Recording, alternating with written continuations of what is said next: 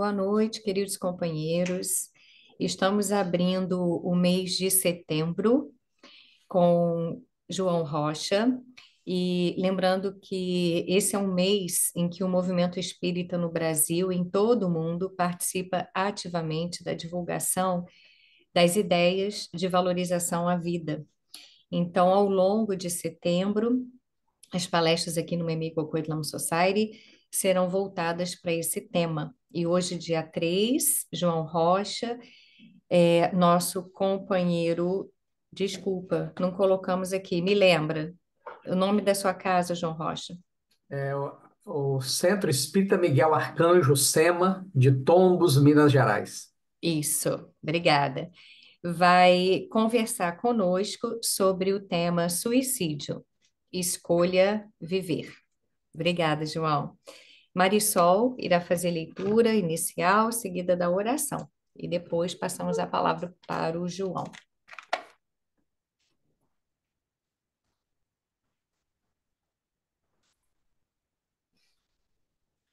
Boa noite a todos. Eu vou fazer a leitura do livro Fonte Viva, Chico Xavier, pelo Espírito Emmanuel.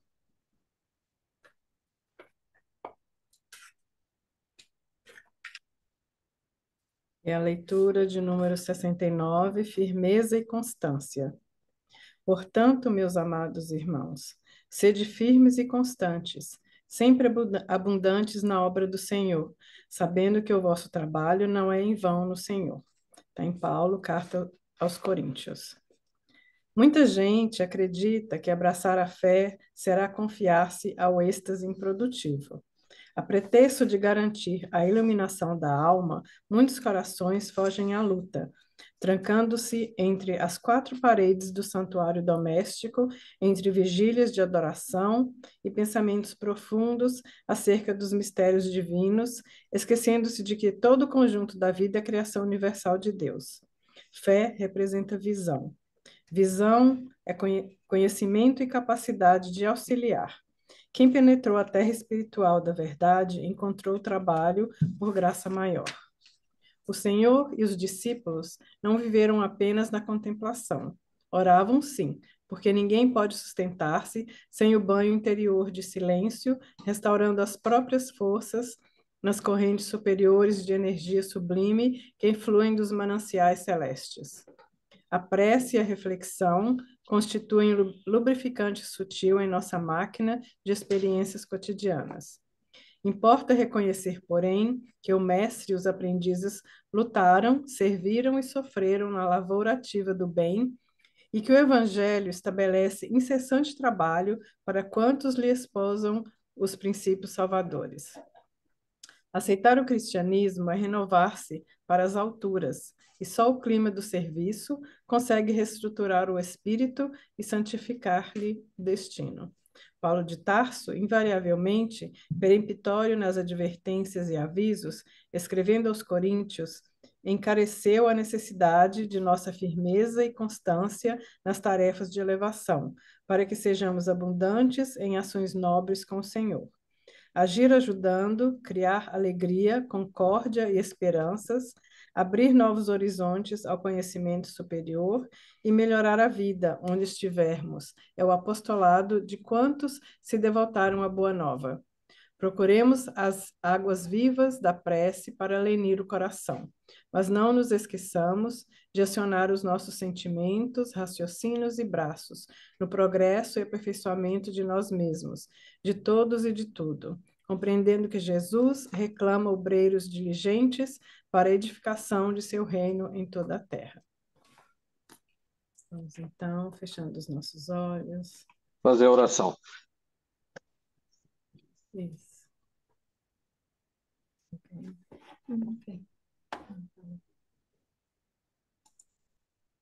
Vamos então, nesse momento, elevando as nossas vibrações, as nossas energias, para que possamos nos conectar aos nossos mentores, aos mentores dessa casa, que junto com eles possamos nos conectar ao nosso Mestre Jesus, que ele possa abençoar os trabalhos dessa noite, abençoar cada um de nós, os nossos familiares, que possamos ter ouvidos de ouvir, compreender com o nosso coração tudo que for falado esta noite e que tenhamos força e coragem para colocar em prática todos esses ensinamentos. E assim, com os nossos corações cheios de amor e muita luz, vamos dando início à palestra dessa noite. Que assim seja. Graças a Deus.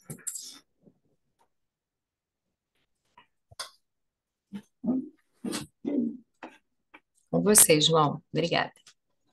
Obrigado. Mais uma vez, boa noite a todas e a todos. Corações ligados aqui do Brasil aí com o Canadá, uma alegria estarmos juntos, porque estamos na presença de Jesus, uma vez que estamos reunidos em nome dele.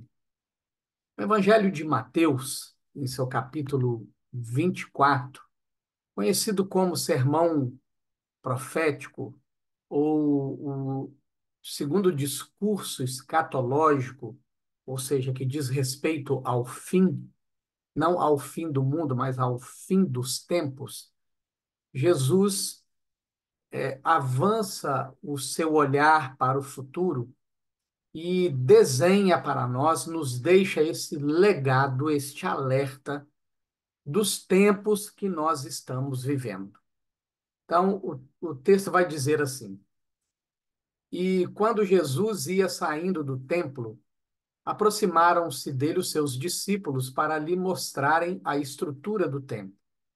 Jesus, porém, lhes disse: Não vedes tudo isso? Em verdade vos digo que não ficará aqui pedra sobre pedra que não seja derrubada. E, estando assentado no Monte das Oliveiras, chegaram-se a ele os seus discípulos, em particular, dizendo: Dize-nos, quando serão essas coisas? E que sinal haverá da tua vinda e do fim do mundo? E Jesus respondendo, disse-lhes: Acautelai-vos, que ninguém vos engane, porque muitos virão em meu nome dizendo: Eu sou o Cristo, e enganarão a muitos. E ouvireis de guerras e de rumores de guerras. Olhai, não vos assusteis, porque é mister que isto tudo aconteça, mas ainda não é o fim. Porquanto se levantará nação contra nação e reino contra reino, e haverá fomes e pestes e terremotos em vários lugares. Mas todas essas coisas são o princípio das dores. Então vos hão de entregar para serdes atormentados e matar-vos-ão, e sereis odiados de todas as nações por causa do meu nome. Nesse tempo, muitos serão escandalizados e trair-se-ão uns aos outros, e uns aos outros se odiarão. E surgirão muitos falsos profetas e enganarão a muitos. E por se multiplicar a iniquidade, o amor de muitos esfriará. Mas aquele que perseverar até o fim, esse será salvo. O texto continua. Mas para o início das nossas reflexões desta noite, nós temos um quadro desta profunda crise de valores que o ser humano vive nos tempos atuais. Uma escalada absurda do mal, nos seus vários formatos, nos dá conta de que a maioria dos seres humanos perdeu o endereço de Deus. Nos dá conta de que o materialismo, na forma dos sentimentos que nos impulsionam a viver o aqui e o agora, a buscar apenas o prazer sensorial, o prazer das posses das coisas, os prazeres do ego, da importância da personalidade, o prazer de ser aceito num ambiente social, de ser aclamado, de se buscar relevância, né? São esses sentimentos, para além daqueles da posse, do apego, do afeto excessivo, a tudo aquilo que é transitório, constituindo o materialismo coloca o indivíduo em profunda crise por conta da sua natureza espiritual. E esta crise de valores que nós vivemos, ela obviamente tem a sua pedagogia, exatamente nos fazer entender a nossa natureza espiritual, nos fazer compreender e enxergar a transcendência da vida para além do túmulo, nos levar, em última instância, a nos convencer, paradoxos do paradoxo, absurdo dos absurdos, de que nós somos seres espirituais, que transcendemos a matéria, que o trecho que vivemos entre o berço e o túmulo é mero estágio de aprendizado necessário, construindo-nos para a vida na imortalidade. No entanto, perdidos, desconectados da nossa essência, desorientados em relação ao verdadeiro sentido da vida, somos facilmente manipulados pelas classes dominantes que nos impulsionam cada vez mais ao consumismo galopante, a fim de que elas, as classes dominantes, continuem a exercer os seus gozos e os seus prazeres, todos nós, dominantes e dominados, esquecidos de que tudo o que é matéria terá o seu termo, o seu fim no túmulo. Neste momento, eu gostaria de trazer um texto, um pedaço de um texto, de uma mensagem que está no livro Obras Póstumas. É uma mensagem datada de 25 de abril de 1866, intitulada Regeneração da Humanidade, onde o espírito que ditou a mensagem identifica os tempos que nós estamos vivendo. E o texto diz assim: infelizmente, a maioria, desconhecendo a voz de Deus, persistirá na sua cegueira, e a resistência que virá a opor mascarará, por meio de terríveis lutas, o fim dos reinados que a constituem.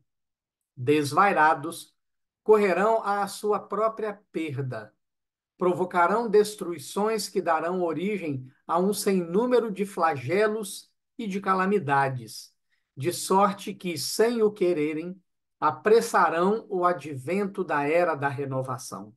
E, como se não se operasse com bastante rapidez a destruição, os suicídios se multiplicarão em proporções inauditas, até entre as crianças. A loucura jamais terá atingido tão grande quantidade de homens que, antes mesmo de morrerem, estarão riscados do número dos vivos. São esses os verdadeiros sinais dos tempos, e tudo isso se cumprirá pelo encadeamento das circunstâncias, como já o dissemos, sem que haja a mais ligeira derrogação das leis da natureza. Sendo seres espirituais, nada de material tem o poder de nos pacificar. Nada de material tem o poder de nos plenificar. Nada de material tem o poder de nos satisfazer. É exatamente por conta disso que no Evangelho de João, no capítulo 13, Jesus nos orienta sobre o alimento por excelência, aquele capaz de nos satisfazer em plenitude, aquele capaz de nos pacificar. Um novo mandamento vos deixo, que vos ameis uns aos outros como eu vos amei. É exatamente a falta deste sentido da construção do amor fraternal, do respeito, do acolhimento, da tolerância, da solidariedade, a falta desses valores permeando os relacionamentos humanos, empurrando o indivíduo para o abismo do egoísmo, onde o resultado final é uma sonora, imensa e profunda solidão, que o indivíduo se depara com este vazio existencial, onde luta para obter aquilo que dizem a ele que lhe trará segurança e felicidade, e quando ele consegue alcançar algo que lhe dê uma fugaz sensação de segurança e de felicidade, passado o primeiro efeito da conquista, eis que o vazio continua vibrando, continua pulsando, continua latejando. E então, muitos indivíduos, sentindo o crescente deste vazio, procuram muitas vezes a porta do suicídio, não na tentativa de se matarem, propriamente dito, mas na tentativa de matar a dor do vazio, de matar a dor emocional, de matar a angústia por não ter encontrado uma fonte de alimento que de fato o plenifique, o satisfaça e o pacifique. Neste sentido, é necessário compreender que, dentre as pessoas que buscam a porta do suicídio, mais de 90% estão sob o efeito do transtorno de humor da depressão, constituindo-se, então, este transtorno a principal porta de acesso ao suicídio. É preciso, portanto, olhar para esse transtorno de humor com a atenção devida, identificando-lhe os sinais, a fim de que possamos entrar com a profilaxia o quanto antes para evitar que o indivíduo tome a porta falsa do suicídio. Portanto, quais são os sintomas? Não todos, obviamente, mas quais são os sintomas mais comuns de que um indivíduo possa estar fazendo um transtorno de humor da depressão? Principal porta de acesso ao suicídio. Humor persistentemente triste, ansioso, irritável, de vazio ou tédio. Perda de interesse em atividades que antes eram desejadas e sentidas como agradáveis, incluindo as relações sexuais. Cansaço fácil, baixo nível de energia, uma sensação de desvitalização. Perda de apetite, com perda de peso, ou comer demais, com ganho de peso. Alterações do sono, insônia, despertar precoce ou hipersônia, dormir demais. Perda de expressão emocional, o famoso embotamento, quando nem alegrias nem tristezas têm qualquer impacto, qualquer efeito, qualquer movimento no campo emocional do indivíduo. Sentimento de desesperança, pessimismo, culpa, inutilidade ou desamparo.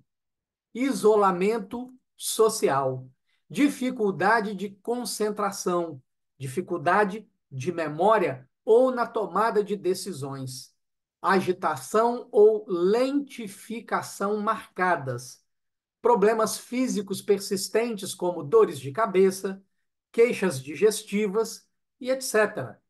Dor que não responde ao tratamento medicamentoso, pensamentos sobre a morte, ideias de suicídio, tentativas de suicídio ou autoagressão.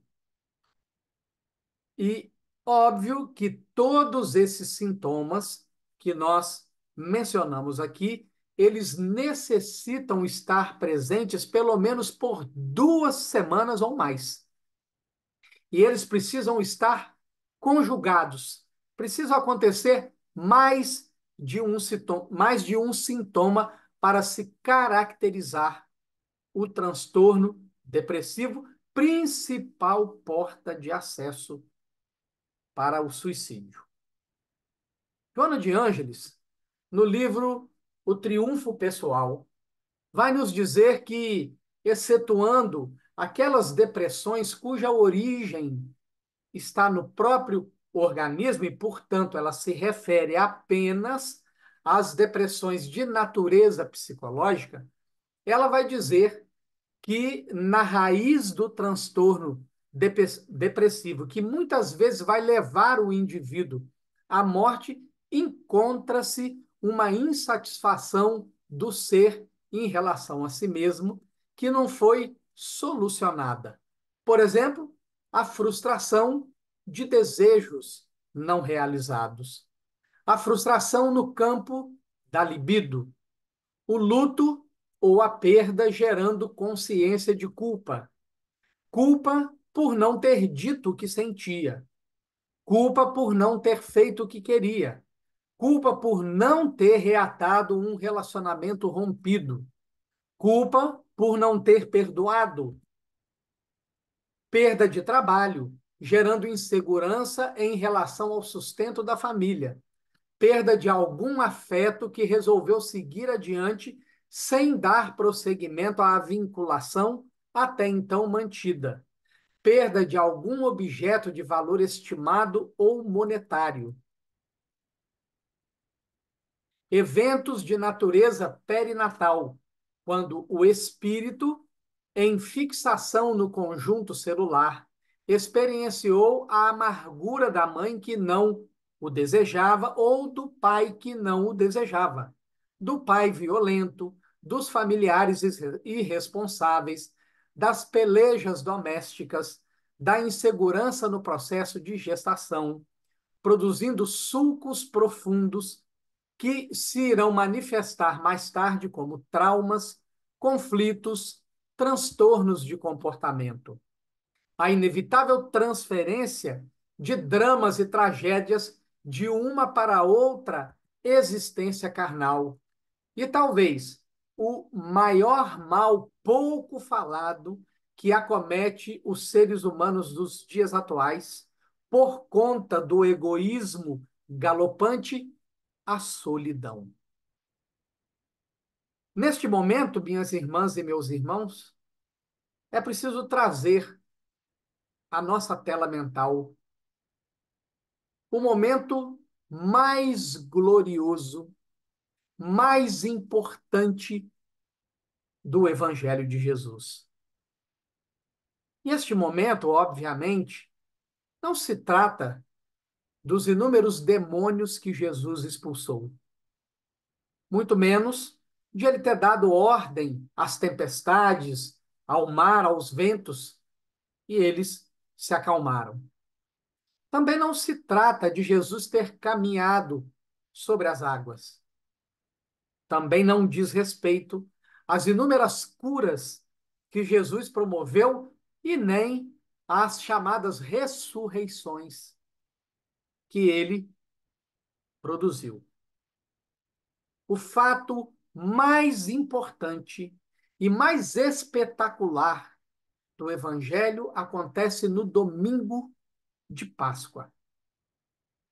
Naquele momento em que Madalena, sentindo uma profunda saudade, corre até o sepulcro, encontra a pedra removida, adentra no recinto, se depara com dois mancebos brilhantes e vê a mortuária de Jesus acomodada em cima de uma pedra.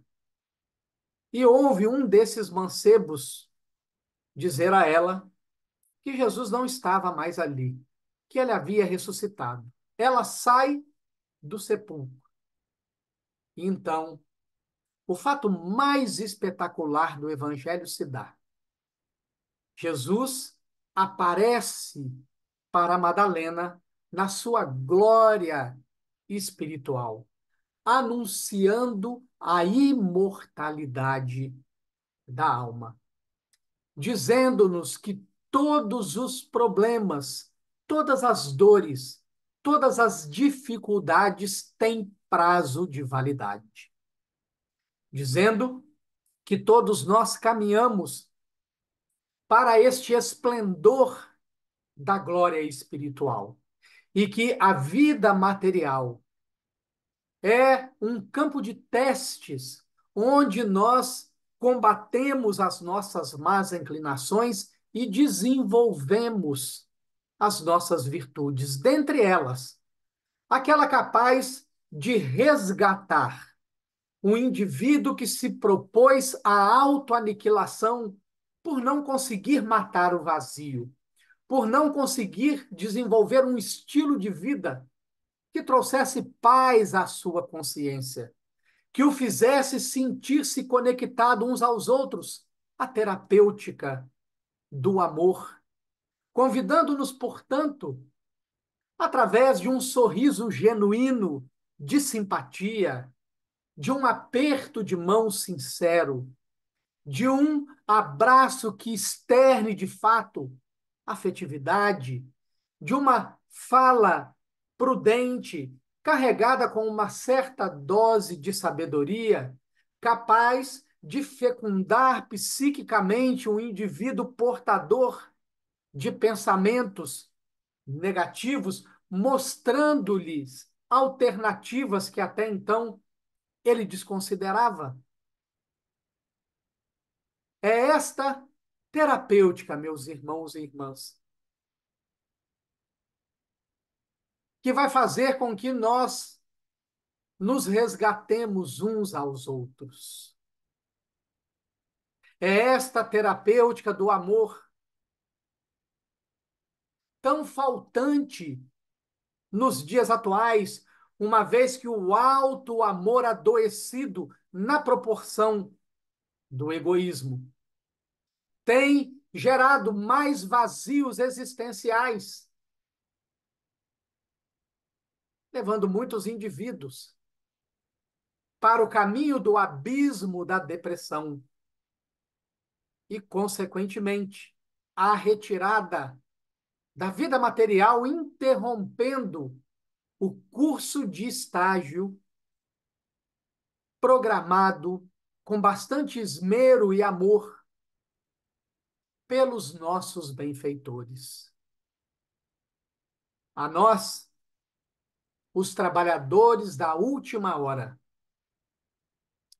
o dever de propagar a mensagem da vida imortal para toda a humanidade.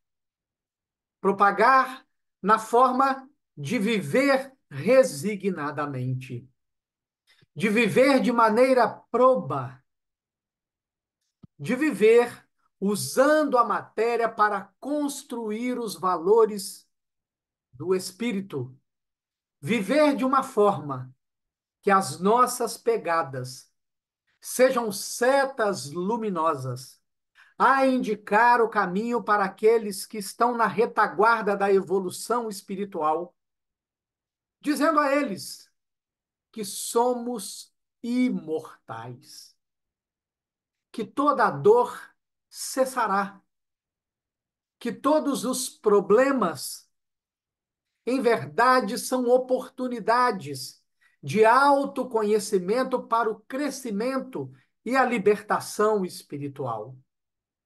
Que Jesus é o Senhor da vida eterna e que Ele aguarda a todos nós no final da jornada de cada um, com o prêmio de vivermos em paz no reino que Ele preparou para cada um de nós.